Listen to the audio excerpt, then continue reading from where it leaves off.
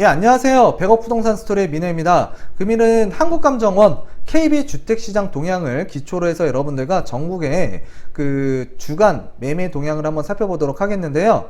일단 그 인천광역시를 제외한 그 5대 광역시 중에서도 대전과 대구는 상승세를 지속하고 있고요.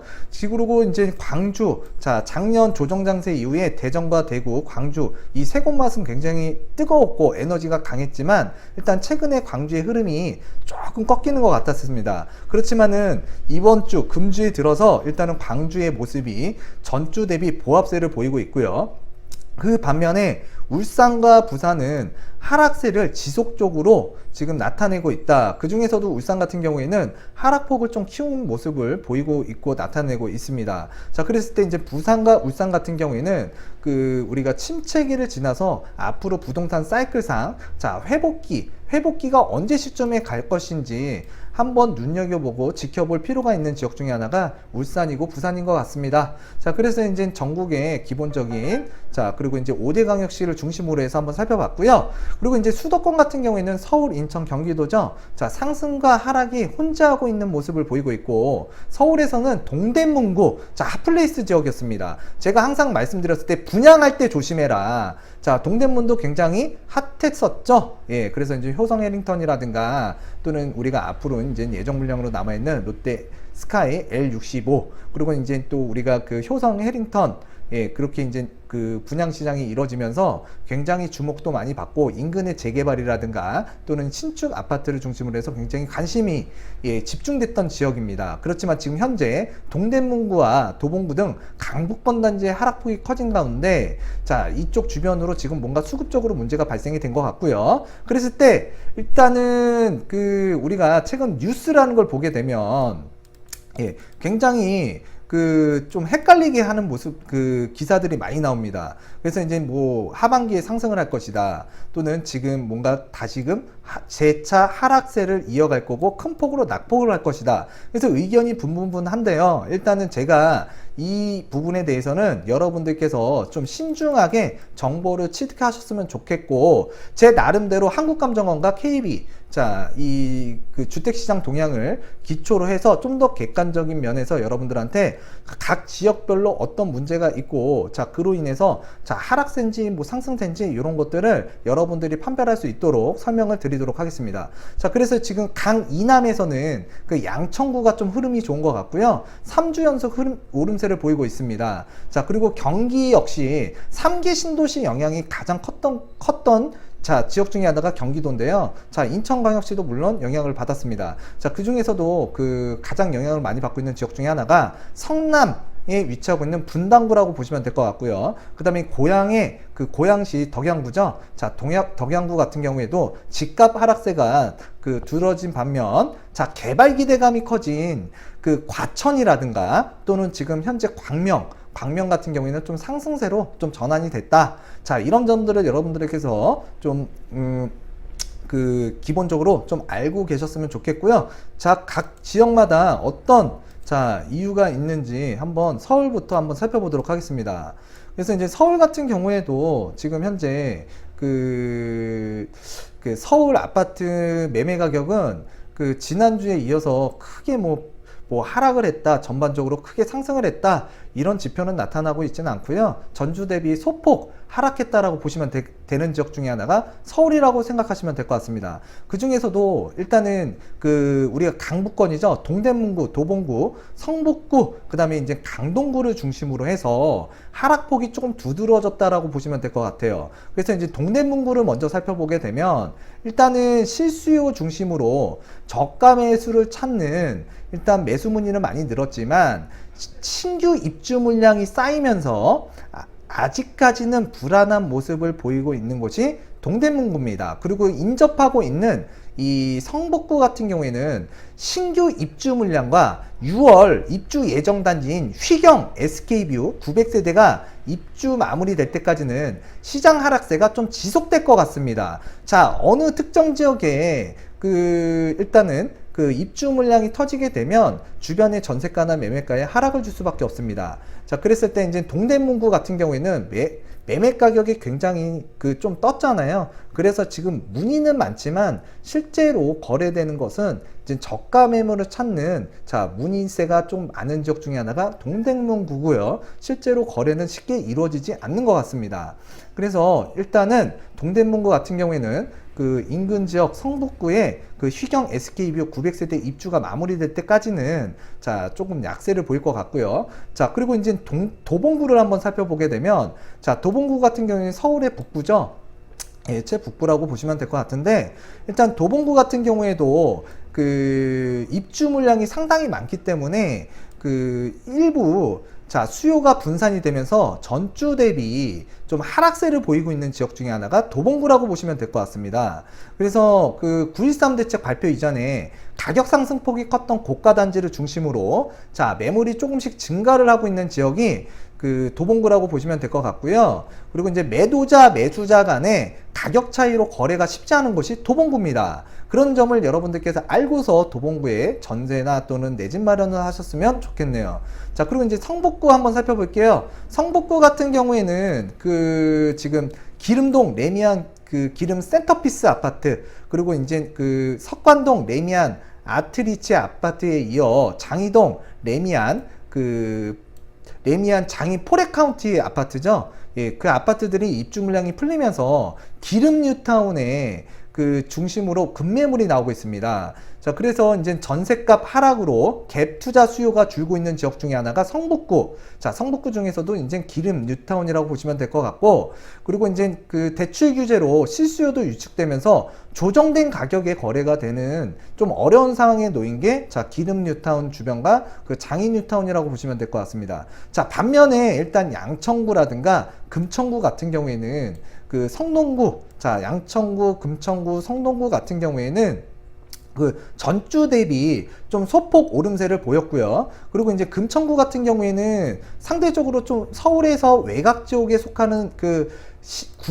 금천구인데요. 일단은 그 앞으로 신안산선에 대한 그 착공 기대감, 그로 인한 그 지속적인 그 매매 문의가 늘고 있는 곳이, 자, 금천구 지역 주변에 소재하고 있는 아파트 단지라고 보시면 될 것 같고, 전주 대비 조금 소폭 상승세를 보이고 있는 게, 자, 금천구 양천구라고 보시면 될 것 같습니다. 자, 그래서 지금 컴퓨터 상태가 좀 안 좋아서 좀 버벅거리는 것 같은데요. 일단 노트북을 한번 바꿔야 될 것 같아요. 돈 좀 많이 벌어서. 자, 그래서 지금 현재 그 금천구 일대에 그 그러니까 아파트 단지들이 좀 그래도 전반적인 그 서울의 흐름 중에서는 괜찮은 지역이다. 그리고 요 인근에 그 양천구 또한 괜찮더라. 그리고 이제 성동구도 좀 살아나고 있는 분위기였다 라고 생각하시면 될 것 같습니다. 그래서 이제 양천구 같은 경우에는 그 재건축 기대감이 상승하면서 매수대기 수요층이 움직여, 자, 거래가 이루어지고는 있지만 목동, 신정동 일대, 자, 고가 단지를 중심으로 하락세가 약간 주춤해진 상태고요. 목동 신시가지라고 있습니다.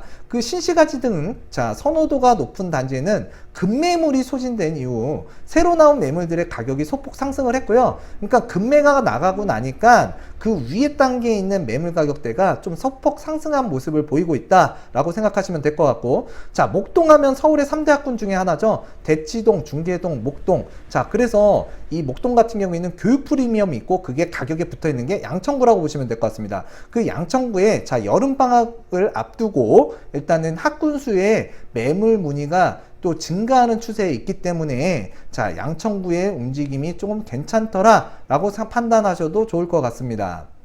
자, 그리고 이제 경기 지역으로 오게 되면은 일단 평택 지역부터 한번 살펴보도록 할게요. 자, 평택 문의가 굉장히 많았던 지역 중에 하나인데 지금도 종종 오는 곳이 바로 평택입니다. 자, 그랬을 때 이제 평택 같은 경우에는 그 최근 몇 년간 그 평택 내 개발지구, 에 쏟아지는 신규 공급 물량 영향으로 매물이 다량으로 쌓인 지역이 바로 평택이라고 보시면 될 것 같고요. 그래서 이제 그 새 아파트 미분양이 지속적으로 이제 속출하면서 입주 물량이 소진되지 않고 있다라고 보시면 되는 게 평택이에요. 그래서 평택이 가격적으로 많이 조정이 되고 있고, 또 지금 여기에서 지금 좀 그 가격적인 메리트가 지금 생기지 않았나 라고 생각하시고, 투자자분들 뿐만 아니라 공인중개사분들에게도 분들조차도 저한테 많이 문의를 하시는데, 일단은 평택은 조금 더 지켜볼 필요가 있는 것 같고요. 올해에도 자, 평택에는 약 16,700가구 정도가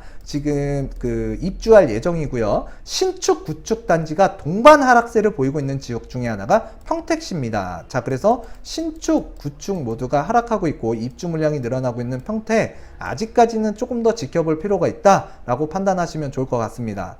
자, 그리고 이제 대표적으로 이제 최근에 그 성장관리권역으로서 관리가 되던 시흥시가 은계지구, 목감지구, 장현지구 등 택지 개발이 굉장히 많이 이루어지고 아파트 공급이 굉장히 많은 지역 중에 하나가 시흥시입니다. 그래서 이제 시흥시 같은 경우에는 올 9월부터 올해 상반기까지 은계지구 입주 물량만 4,000가구 이상이고요. 그리고 이제 인접한 안산 단원구에도 그 올 상반기 약 6,500세대의 입주 물량이 풀려서 구축단지, 그러니까 구단지를 중심으로 매매 및 전월세 가격이 떨어지고 있습니다. 그리고 더군다나 최근에 수도권 3기 신도시 그 3차 발표안에서 안산이라는 지역에 그 신도시가 또 공급이 되게 되는데요. 자, 엎친 데 뒤치락, 자, 좀 안 좋은 양상으로 가고 있는 지역 중에 하나가 좀 안산이라고 보이고 있고, 제가 얼마 전에도 그 안산에 대해서도 얘기했고, 그 전주에도 안산에 대해서 얘기를 했습니다. 자, 더 이상 떨어질 데가 없다. 그리고 실수요자라면 좀 매입해도 괜찮은 지역이 안산이다. 그렇지만 가격 상승을 생각한다 그러면 매입하면선 안 된다. 왜? 시간이 조금 필요하기 때문에 그렇습니다. 근데 3기 신도시 발표안을 보고 이 시간이 조금 더 좀 오래 갈 것으로 보여지고 좀 심리적으로 위축감을 더 주는 지역 중에 하나가 안산이 된 것 같습니다. 자, 그래서 그 전월세 가격이 지금 떨어지고 있는 지역이, 자, 일단은 시흥시, 안산시라고 보시면 되고, 반면에 그 과천이라든가 또는 여기 광명시죠. 광명시, 그리고 이제 수원, 영통구, 자, 수원이 영통구입니다. 이쪽이. 그래서 지금 다시 한번 그려드릴게요. 광명시, 과천시, 수원, 영통구. 자, 이쪽 지역 하고요. 그 다음에 이제 수원 장안구라고 있습니다. 그리고 남양주 같은 경우에는 자, 전주 대비 지금 좀 흐름이 좀 반전된 것 같고, 좀 이렇게 반전되는 그 시점에는 한번 해당 지역을 중심으로 해서 개발 계획과 또 수요 공급 측면을 잘 판단을 하시고 좀 이렇게 눈여겨보시고 아파트 매입을 또는 내 집 마련을 하셨으면 좋겠습니다. 자, 그래서 이제 과천 같은 경우에는 일단은 인근 서울 그 강남권 재건축 단지를 중심으로 해서 급매물이 소진되는 등 시장이 그 움직이기 시작하면서 거래가 늘고, 자, 호가가 상승했습니다. 과천은 그 강남에 영향을 받는 지역 중에 하나라고 보시면 될 것 같은데, 재건축 단지가 조금 움직이다 보니까 과천도 움직인다라고 생각하시면 될 것 같고요. 그래서 호가가 좀 상승했다. 호가는 뭐죠?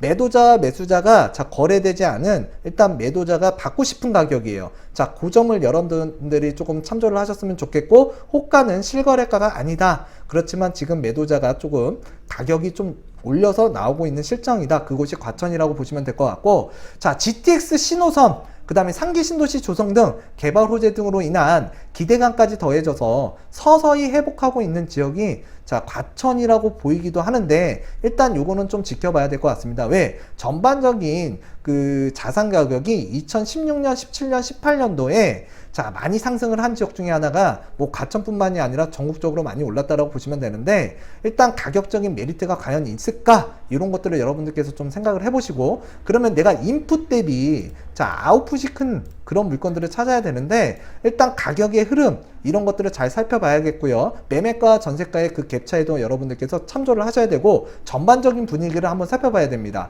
그랬을 때 지금 현재 다시 재차 상승할 것이냐 아니면 좀 조정을 받을 것이냐 라고 했을 때, 저는 지금 당장 상승하기보다는 주구장창 얘기하지만 이 좀 조정 장세, 가격적인 메리트를 찾아가기 위한 뭔가 조정이라는 게 필요할 것 같은데요. 일단 하락하는 기운 가운데서도 약간의 상승과 이 그 하락폭이 조금 깊어지고 조금 상승하고, 그렇지만 전반적으로 조금 우하향할 수 있는 뭔가 요소를 갖추고 있는 시기, 그 시기라고 보셔도 괜찮을 것 같습니다.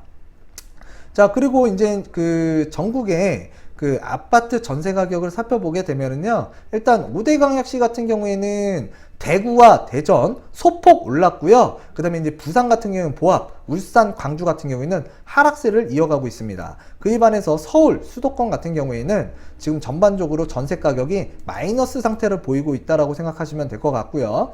자, 그 이유 중에 하나가 이제는 앞으로 입주 물량, 공급 물량이 늘어나기 때문에 그렇다라고 보시면 될 것 같습니다. 그래서 지금 전세가로 한번 살펴보게 되면은 일단 그 마포, 자, 서대문구 등 전세 물량이 늘어서 전반적으로 좀 하락 기조를 좀 보이고 있는데요. 일단은 그 마포구 같은 경우에는 8월 달에 신촌숲 아이파크를 비롯해 신규 입주 물량과 갭 투자 수요가 정말 많았던 지역이 바로 마포구입니다. 그랬을 때 갭 투자 수요가 내놓은 전세 물건 등이 늘어나면서 자, 전세 물량이 좀 여유로운 편이에요. 그래서 전세가가 조금 하락한다 라고 생각하시면 좋을 것 같고요. 서대문구의 그 전세가가 좀 빠지는 이유 중에 하나가 가재울 뉴타운, DMC 파크뷰자이 또는 홍제동, 홍제 센트럴 아이파크, 연희동, 연희파크 푸르지오 등의 입주는 마무리됐지만 자, 북한산 두산 2부 500세대가 입주를 앞두고 있기 때문에 지금 전세 물량이 좀 넉넉한 편이에요. 서대문구도. 서대문구와 마포구는 인접하고 있습니다. 자, 그랬을 때 여름철 비수기가 시작되면서 전세 수요가 줄어 연희동,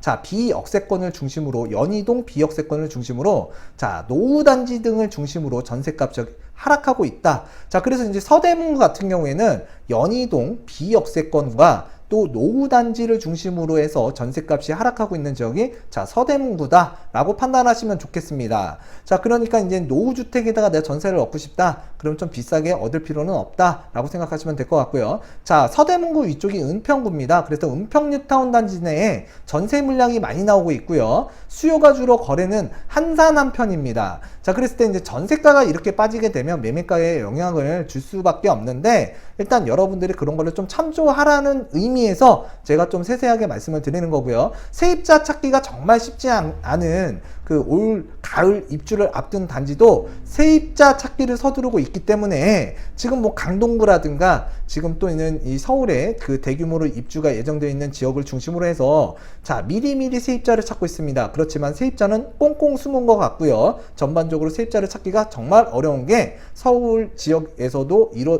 발생이 되고 있고, 3분기까지는 일단 전세값이 하락하는지 한번 지켜봐야겠지만 일단 지금 현재 안 좋은 흐름으로 가고 있기 때문에 그 하락세가 이어질 것으로 보여집니다.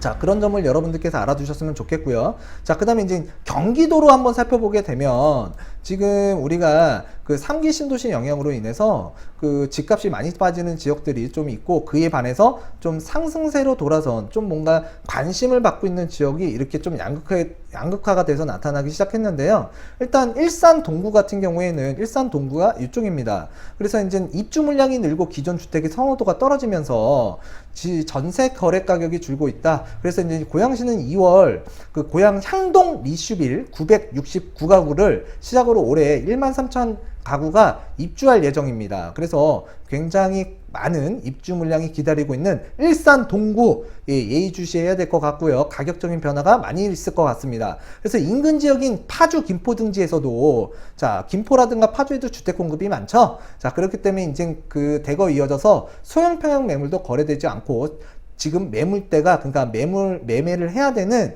그 아파트 주택들이 쌓여가고 있다, 적체되어 가고 있다. 그 지역이 지금 현재 그 고양시, 동구와 파주, 김포시라고 보시면 될 것 같습니다. 자, 오른쪽에 보게 되면 우리 북부 의정부시죠. 의정부 올해 초 낙양동에 800가구 정도가 자, 공공임대 물량이 입주가 됐습니다. 그리고 이제 신곡동에서 그 의정부 신곡동이라고 있습니다. 그랬을 때 이편한 세상 상추동 공원 1,500가구가 올 3월부터 입주를 시작했고요. 굉장히 지금 전세를 빼는데 애를 먹고 있는 것 같습니다. 그 인근 지역에서도 입주 물량이 늘면서 수급 불균형이 커지고 있다. 자, 수급 불균형이 커졌다라는 건 빨간불이 켜진 거예요. 그래서 의정부라든가 또 아까 말씀드렸던 도봉구 자, 인접하고 있기 때문에 굉장히 좀 리스크 관리가 필요하고, 자, 그래서 이제 그 경기도에 대한 부분을 전반적으로 좀 살펴봤고요. 그래서 이제 서울 같은 경우에는 자, 올해 들어서 가장 높은 지수를 기록하고 있는 자, 상황이지만 일단 매수 심리 자체는 여전하다. 그걸 좀 기억해 주셨으면 좋겠습니다. 자, 가격적인 부분 굉장히 우리가 매수할 때 굉장히 고려를 해야 되고 수요와 공급도 우리가 체크를 해야 됩니다. 그리고 전반적인 분위기, 특히나 심리 지수에 대해서 여러분들과 한 달에 한 번씩 살펴보게 되는데 여러분들 이거 꾸준히 보자고 했잖아요. 근데 제가 동영상 찍으면 이런 좀 객관적인 자료, 좀 참조해야 되는 자료, 좀 뭔가 부동산 스터디가 될 수 있는 이런 자료들을 잘 안 보시는 경향이 있습니다. 그랬을 때 여러분들께서 자, 부동산에서도 지금 현재 매수 심리 자체는 위축되고 있다라고 생각하시면 될 것 같고요. 그렇지만 지금 전반적으로 최근에 자, 3, 4월 달에 입주 물량이 별로 없었어요. 그리고 지금 상기 신도시가 발표가 되면서 뭔가 서울엔 더 이상 공급이 없다. 그렇기 때문에 뭔가 그 리스크가 해지가 됐습니다. 어떤 리스크요? 앞으로 장기적인 공급에 대한 리스크가 좀 사라진 거예요. 그렇기 때문에 이제 매수 심리 자체도 약간은 좋아졌지만 그래도 전반적인 흐름에서 보면 매수 심리가 위축된 것은 여전하다.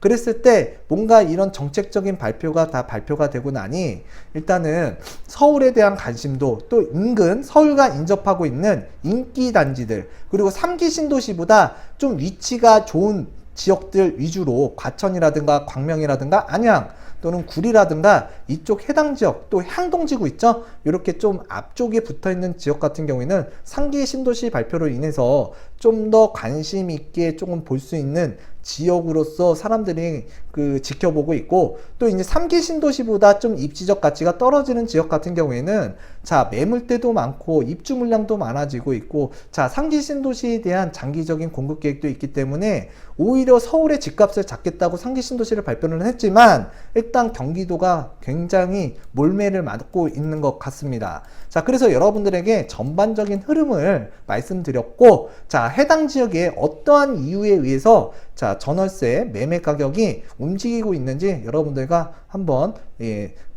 우리가 지도를 통해서 살펴봤고요. 다음 시간에도 유익한 내용으로 다가서는 100억 부동산 스토리의 민혜가 되겠고요. 항상 주택 매매하는데 도움을 많이 드리도록 하겠습니다. 감사합니다.